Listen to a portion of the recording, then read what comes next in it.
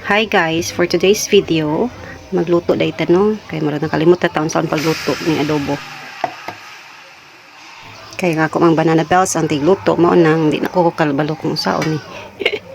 So, lain-lain man textile sa pagluto. So, mani ang akong style. Ako pang pabukalan. Ikuha ng mga kuan, oil, extra oil sa manok. Tinang iyang sabaw. Sabaw ra na siya sa manok guys. Tinang giyabo.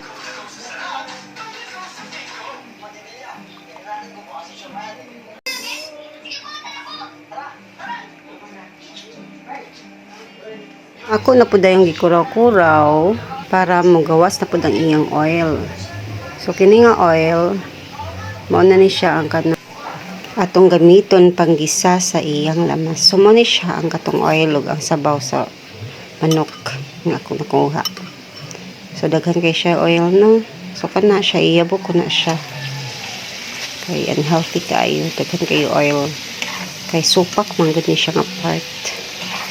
And then, ako sa ukay-ukay para magawas pa ang iyang oil. Pagkahuman, ako na po din siyang giset aside kay maggisa na ta og lamas. So, ang atong lamas ra kay ahos og bombay. So, maura gina siya ang basic ng lamas. So, ato lang gisahon, no, kay para maluto na atong lamas.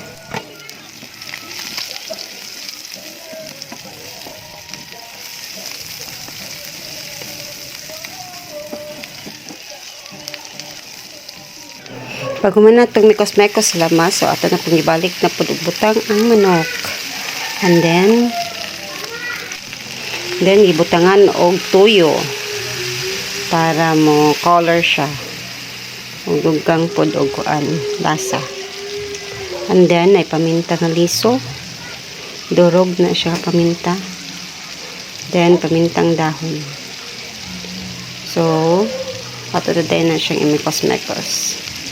Na siyang i-mix o dugay man ako siya na mix kaya nagsige ako video sa auto nga napagod gid siya, medyo napagod siya pero humot man daw yung sa akong anak.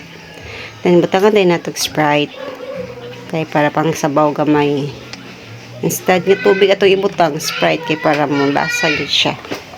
And then nagbukal na, hapit na gid siya mahuman, hapit na ito na imikos-mekos ako na sa kuan. So ato na lang din siya pabukal, no. Then karon hapit na gyud. So kini luto na gid siya. Thank you for watching.